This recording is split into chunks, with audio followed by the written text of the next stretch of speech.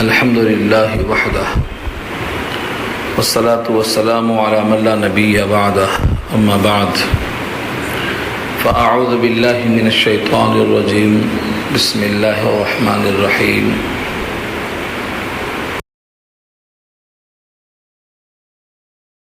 لله ومن يشكر فإنما يشكر لنفسه ومن كفر فإن الله غني حميد وإذ قال لقمان لابنه وهو يعظه يا بني لا تشرك بالله إن الشرك لظلم عظيم إلى آخر الآية.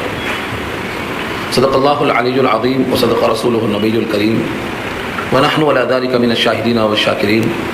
اللهم ألهمنا رشدنا وأعذنا من شرور أنفسنا. اللهم وفقنا لما تحب وترضى من القول والفعل والنية. رب اشرح لي صدري ويسر لي امری واحلل عقدۃ من لسانی یفقهوا قولی آمین یا رب العالمین. محترم حضرات، معزز سامعین، ملی بھائیوں، بزرگوں اور دوستوں، آج کی گفتگو کا عنوان ہے سورہ لقمان 21واں پارہ. سورت کا دوسرا رکوع یہاں سے شروع ہو رہا ہے اور پارے کا 11واں رکوع ہے. آیت نمبر 12 سے لے کر 19 تک یہ رکوع مشتمل ہے. اللہ تعالیٰ نے سورت کا نام رکھا ہے سورہ لقمان، اور نام سورت کا کسی مخصوص وجہ سے ہوتا ہے، اور وہ یہ ہے کہ اللہ تعالیٰ نے لقمان حکیم کو حکمت عطا فرمایا اور انہوں نے اپنی حکیمانہ باتوں کو بطور نصیحت کے لوگوں کے سامنے پیش کیا. اللہ نے اس کو ہمیشہ کے لیے قرآن کریم میں درج کر دیا تاکہ لوگ اس نصیحت سے فائدہ اٹھائیں. آج کے رکوع میں لقمان حکیم کی نصیحتیں آپ کے سامنے آئیں گی. وَلَقَدْ آتَيْنَا، اور البتہ تحقیق ہم نے دیا، لقمان الحکمہ، لقمان کو حکمت. انشکر للہ، یہ کہ شکر ادا کرو اللہ کا.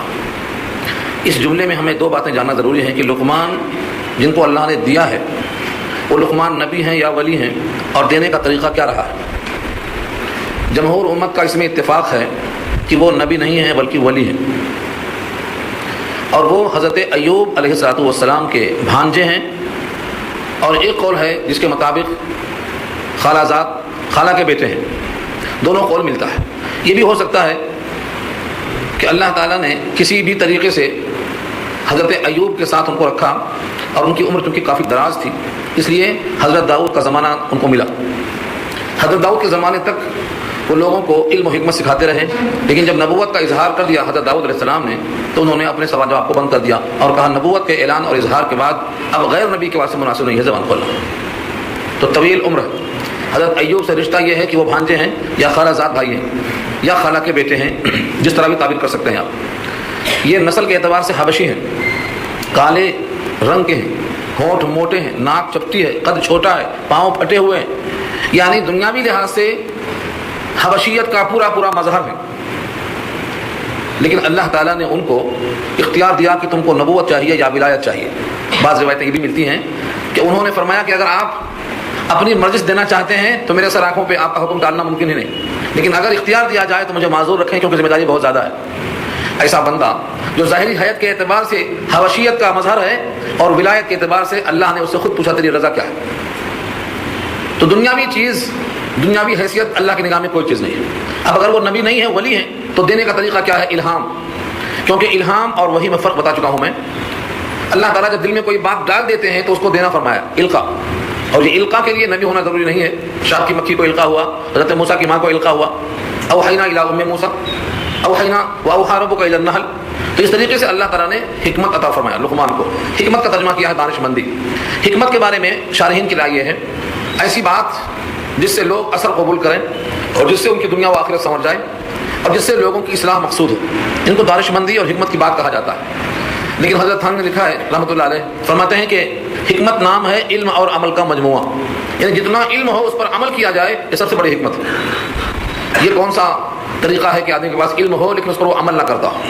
اگر عمل نہیں کرتا ہے علم کے مطابق تو وہ حکمت سے خالی ہے. تو یہاں دو باتیں معلوم ہوئیں کہ ایک تو ان کا زمانہ حضرت داؤد تک ہے، حضرت ایوب کا زمانہ ہے، طویل عمر ہے. اللہ تعالیٰ نے ان کو کئی مقامات سے نوازا ہے. یہ بچپن میں بکریاں چراتے تھے، چنانچہ جب ان کا مقام بڑھ گیا لوگوں نے ان کی طرف رجوع کر لیا تو پرانے ساتھیوں میں سے کوئی آ کے پہنچا اور کہا کیا تم وہی نہیں ہو کہ تم بکریاں چرایا کرتے تھے میری؟ انہوں نے کہا ہاں میں وہی ہوں جو بکریاں چرایا کرتا تھا. انہوں نے کہا پھر تم کو یہ مرتبہ کیسے ملا، یہ مقام تمہیں کیسے مل گیا کہ مر گئے خلائق ہو، لوگ تمہارے پاس آ رہے ہیں اور تم ان کے دل کی پیاس بجھا رہے ہو؟ انہوں نے کہا کہ دو چیزیں میرے سامنے ہمیشہ رہی ہیں، تم بھی اختیار کر لو۔ اس میں سے سب سے پہلی چیز یہ تھی سچ بولنا، سچ بولنا، اور دوسری بات یہ تھی فضول چیزوں سے اجتناب کرنا۔ یعنی فضول سے مراد جس میں دین دنیا کوئی فائدہ نہ ہو، نہ اپنے لیے نہ غیر کے لیے، نہ دین کا نہ دنیا کا، ایسی چیزوں کو فضول کہا، اس میں نہ لگنا، جس کو ہم اردو میں کہتے ہیں ترک لا یعنی، جس کا کوئی مقصد ہی نہ ہو، نہ دنیا کا نہ دین کا نہ اپنے کا نہ غیر کا، ایسے میں اوقات ضائع کرنا۔ تو دو باتیں بتایا انہوں نے، ایک اہم بات یہ کہ ہمیشہ سچ بولنا، یہاں تک کہ بھری محفل میں سوال ہو رہا ہے کہ تم وہی چرواہے ہو، تو فرماتے ہیں ہاں میں وہی چرواہا ہوں۔ آدمی ایسے موقع پر چکما کھاتا، سچ بولنا، فضول باتوں سے بچنا۔ دوسری روایت میں لکھا ہے کہ انہوں نے کچھ اور باتیں بتائیں، کہا میرے اندر یہ چیزیں ہیں، اگر تم ان میں سے ان چیزوں کو اخذ کر لو تمہارا بھی یہ مقام بن سکتا ہے۔ اس میں انہوں نے کئی چیزیں گنوائیں۔ نمبر 1، نگاہ کو پست رکھنا، شرمگاہ کی حفاظت کرنا، سچ بولنا، فضول باتوں سے بچنا، اور جو بھی علم ہے اس پر عمل کرنا۔ اس طریقے سے بندہ اللہ تعالیٰ کے قریب پہنچ جاتا ہے۔ تو ایک تو مقام یہ ہے ولایت کا، دوسرے اللہ کی طرف سے حکمت کے عطا کا۔ انہوں نے ان تمام باتوں کو پیش کیا۔ آگے فرمایا انشکر للہ، انشکر سے پہلے شارحین لکھتے ہیں کہ یا تو کھلنا پوشیدہ مانا جائے کہ ہم نے لقمان کو حکمت دانشمندی کی بات دیا اور ہم نے ان سے کہا شکر کرو اللہ کا۔ انشکر للہ، ان کے معنی یہ کہ، اور اشکر امر ہے، شکر کرو۔ شکر کے معنی کیا ہے؟ نعمت کو منعم کی مرضی میں استعمال کرو، نعمت دینے والے کا نعمت کے ساتھ تذکرہ کرو، نعمت کو نعمت دینے والے کی معصیت میں خرچ مت کرو۔ یہ تین چیزوں کا مجموعہ شکر کرو، اللہ کا شکر ادا کرو۔ اور دوسرا قول یہ ہے کہ ہم نے لقمان کو حکمت دیا اور وہ حکمت یہ تھی کہ شکر کرو اللہ کا۔ بھیا حکمت میں سب سے بڑی چیز یہ ہے کہ بندہ اللہ کا شاکر بن جائے، اور جب بندہ اللہ کا شاکر بن جائے تو اس شکر کرنے کا جو موقع ملا، شکر کی توفیق ملی، اس پر بھی شکر کرے کہ مجھ کو اللہ نے شکر کرنے کا موقع عطا فرمایا، توفیق بخشا۔ تو اس کا فائدہ یہ ہوگا کہ مزید نعمتیں بڑھتی جائیں گی۔ اللہ کا وعدہ ہے لئن شکرتم لازیدنکم، تم اگر شکر کرو گے تو میں نعمتوں میں اضافہ کروں گا۔ تو اس کا فائدہ یہ ہوگا کہ شکر کرنے سے نعمتیں بڑھتی جائیں گی۔ تو پہلی حکمت لقمان کو جو دیا اللہ نے وہ یہ ہے کہ تم شکر ادا کرو اللہ کا۔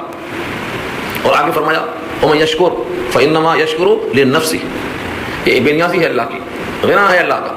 ایسا مت سمجھو کہ شکر کی حاجت ہے اللہ کو، تم شکر نہیں کریں گے تو وہاں کچھ کمی آ جائے گی۔ تمہارا شکر کرنا در حقیقت تمہارے نفع کے لیے ہے، تمہارے شکر کرنے سے اللہ کی شان میں اضافہ ہونے والا نہیں ہے۔ اس لیے آگے فرمایا ومن یشکر، اور جو شکر کرے گا فانما یشکر لنفسہ، تو اس کے سوا اور کچھ نہیں کہ وہ شکر کرے گا اپنے ذات کے لیے۔ اپنے ذات کے لیے شکر کیسا ہوگا؟ اگر نعمتوں پر شکر کیا تو نعمتوں میں اضافہ ہوگا، اور اگر اللہ کی تمام چیزوں میں یعنی علم میں شکر ادا کرے گا تو عمل کرے گا، اجر پائے گا آخرت میں۔ تو دنیا اور آخرت دونوں میں فائدہ کس کو پہنچے گا؟ شاکر کو پہنچے گا، ناشکر کو نہیں پہنچے گا۔ رہا تمہارے شکر سے اللہ کی شان میں اضافے کا، تو فرمایا ومن کفر فإن اللہ غنی حمید، اور جس نے بجائے شکر کرنے کے ناشکری کیا تو اللہ غنی ہے، اللہ حمید ہے۔ اللہ کی دو صفت پیش کی اللہ نے، 99 ناموں میں سے کیا چنا؟ غنی۔ غنی مانے بے نیاز، کسی کی حاجت نہیں، کسی کی اسے کوئی حاجت نہیں۔ دنیا میں سارے انسان کتنے بھی مقام پر پہنچ جائیں لیکن ایک دوسرے کے محتاج ہیں۔ یا ایھا الناس انتم الفقراء الی اللہ، تم سب اللہ کی طرف محتاج ہو، اور احتیاج آپس میں لگا ہوا ہے۔ لوگوں کا کام ایک دوسرے سے متعلق جوڑا ہے اللہ نے، لیکن اللہ کی شان یہ ہے کہ وہ بے نیاز ہے۔ نمبر 2 حمید، حمید کے معنی خوبیوں والا، تعریفوں والا۔ اگر وہ اپنی ذات میں حمید ہے تمہاری تعریف کی ضرورت نہیں۔ اور اگر کوئی یہ سمجھتا ہے کہ اگر ہم تعریف نہیں کریں گے تو اس کی حمد کیسے ہوگی، اس کی تعریف کیسے ہوگی، فرمایا کہ یہ باطل ہے۔ اگر ہماری تعریف کرنے سے اس کی حمد ہو ورنہ نہ ہو تو استکمال بالغیر لازم آئے گا، یعنی وہ کامل ہوگا دوسروں کے ذریعے، حالانکہ اللہ اپنے تمام صفات میں پہلے سے کامل ہے۔ اپنے حمد میں کامل، اپنے غنا میں کامل، اپنے قدرت میں کامل، اپنے صفت قہاریت میں کامل۔ اس کی کوئی صفت ایسی نہیں ہے کہ بندہ اس میں کچھ کرے گا تو کامل ہوگا ورنہ ناقص، ایسا سوچنا ہی غلط۔ اس لیے فرمایا استکمال بالغیر لازم آئے گا، ہم تعریف کریں گے تو شان بڑھے گی ورنہ کم ہو جائے گی، ایسا نہیں۔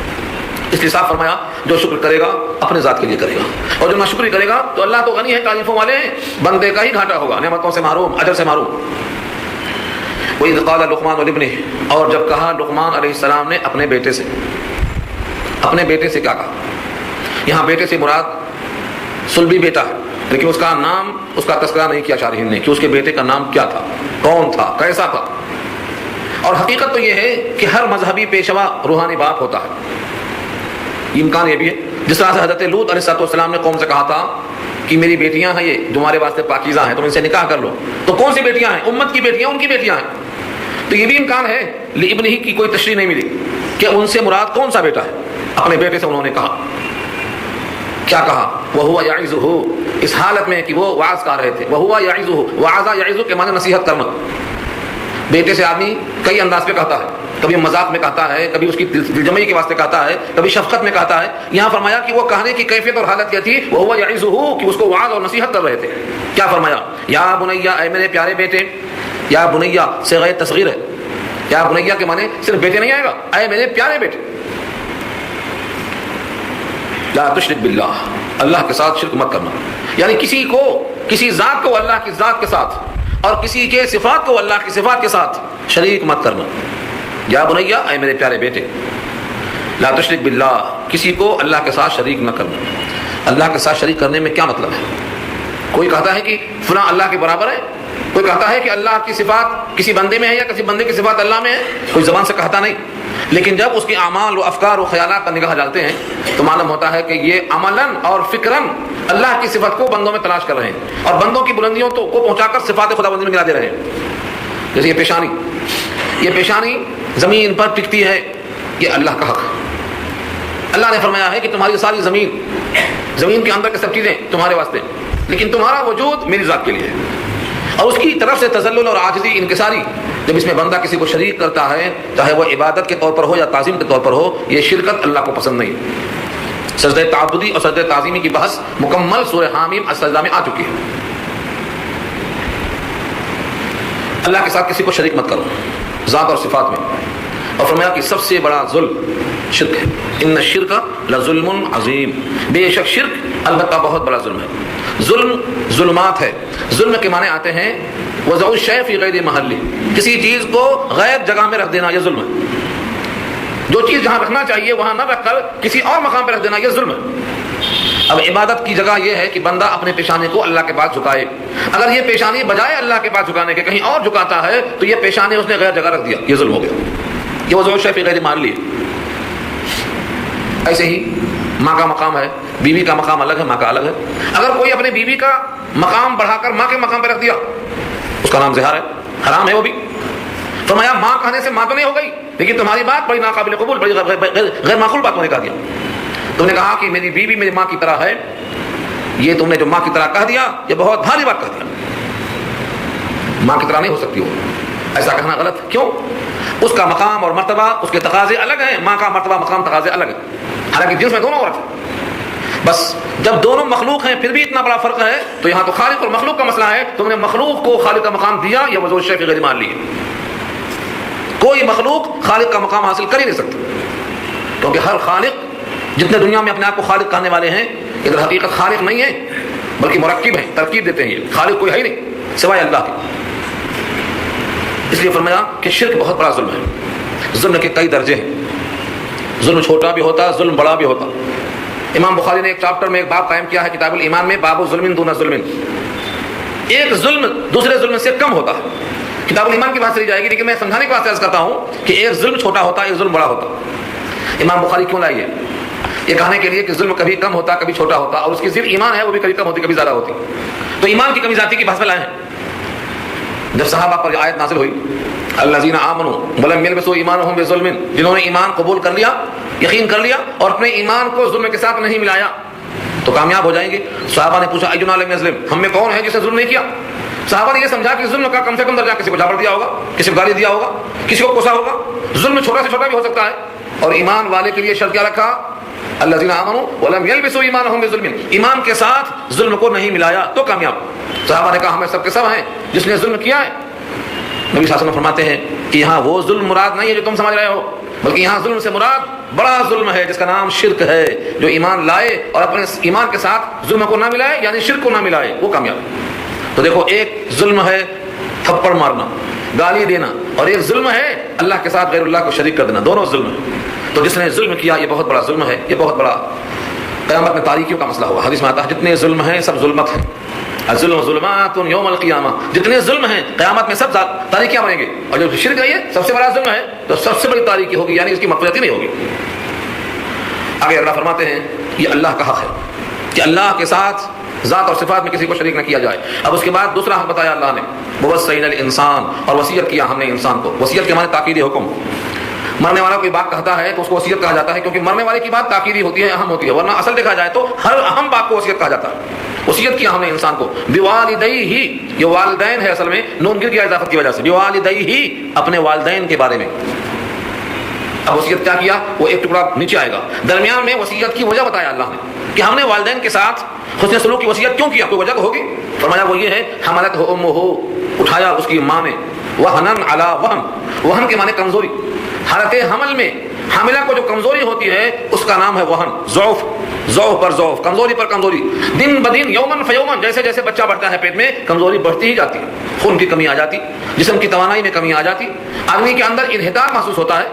فرمایا وہنن علی وہن، ضعف پر ضعف، کمزوری پر کمزوری۔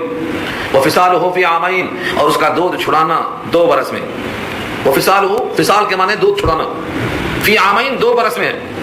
یہ ٹکڑا درمیان میں آیا ہے ماں کی محنت کا تذکرہ کرتے ہوئے، دودھ کی رضاعت، دودھ کی مدت، یہاں پر اس سے کوئی بحث نہیں ہے، یہ پوری بحث سورہ احقاف پارہ 26 آیت نمبر 15 میں تفصیل کے ساتھ آئے گی کہ دودھ کی مدت ہے کتنا۔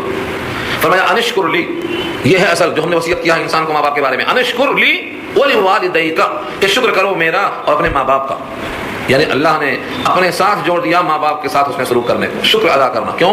اللہ نے وجود بخشا اور ماں باپ نے اس کو پروان چڑھایا، گویا اللہ نے ماں باپ کو ذریعہ بنایا پروان چڑھانے کا، اس لیے فرمایا کہ میرا شکر ادا کرو اور اس کے ساتھ ساتھ اپنے ماں باپ کا۔ الی المصیر، میرے ہی پاس لوٹنا ہے، الی المصیر کہا کہ فرمایا میرے ہی پاس لوٹنا ہے، میری ہی طرف لوٹنا ہے۔ اشارہ یہ ہے میرا شکر اس لیے کرنا ہے کہ میرے پاس لوٹنا ہے، ماں باپ کا اس واسطے کرنا ہے کہ وہ بھی تمہارے ساتھ میرے ہی پاس جمع ہونے والے ہیں اور میں اس کا حساب کروں گا۔ اب ایک موقع ایسا آتا ہے کبھی کبھی ماں باپ مشرک ہوتے ہیں اور وہ اولاد کو شرک کرنے پہ مجبور کرتے ہیں، کبھی مشرک ہوتے ہیں تو شرک پہ مجبور کرتے ہیں، اور کبھی جاہل و نادان ہوتے ہیں تو بھی شرک والے کام پر مجبور کرتے ہیں۔ اس کی شکل آپ اس زمانے میں اچھی طرح دیکھ سکتے ہیں، وہ اعمال جو اعمال شرکیہ کہلاتے ہیں، اگر وہ کرنے کے لیے ماں باپ مجبور کریں تو کیا کیا جائے؟ ادھر تو خدا کا حکم ہے کہ ان کی بات مانا جائے، لیکن اسلام معتدل مذہب ہے، ہر چیز میں یہ اعتدال توازن قائم کرتا ہے۔ فرمایا کہ تم ان کے کہنے پر شرک نہ کرو، لیکن اب ان کی نافرمانی جب ایک مقام پہ ہو گئی تو یہ بقدر حاجت ہے، اس کو وہیں تک رکھو، دوسرے دنیاوی کام میں آگے نہ بڑھو کہ ایک بار جب نہیں کہہ دیا تو ہر جگہ نہیں شروع کر دو، بلکہ شرک کرنے میں نہیں ہے، اس کے بعد دنیاوی معاملات میں کھانا پینا رہن سہن ان کی ضروریات کی تکمیل میں اگرچہ وہ مشرک ہیں، مشرک کی دعوت دیتے ہیں، لیکن ماں باپ ہونے کا جو درجہ اور نسبت ہے تم اسے باقی رکھو۔ فرمایا وَإِن جَاهَدَاكَ، اگر وہ تجھ پر زور ڈالیں، جاہدہ جہاد سے جہاد ہے، مراد ہے کوشش کرنا، زور ڈالنا۔ وَإِن جَاهَدَاكَ عَلَىٰ أَن تُشْرِكَ بِي، اگر تجھ پر وہ زور ڈالیں اس بات پر کہ تو شرک کرے میرے ساتھ، ماں ان چیزوں میں، لَيْسَ لَكَ بِهِ علم، کہ نہیں ہے تیرے لیے اس کے ساتھ رہنا، صاحب ہما کے معنی ان دونوں کے ساتھ تمہیں خوبی سے بسر کرنا ہے دنیا میں دستور کے مطابق۔ فَإِلَيَّ، اور راستے پر چلو، اس شخص کے راستے پر چلو جو ہماری طرف متوجہ ہوا، ہماری طرف متوجہ ہوا۔ اس سے مراد کون ہے؟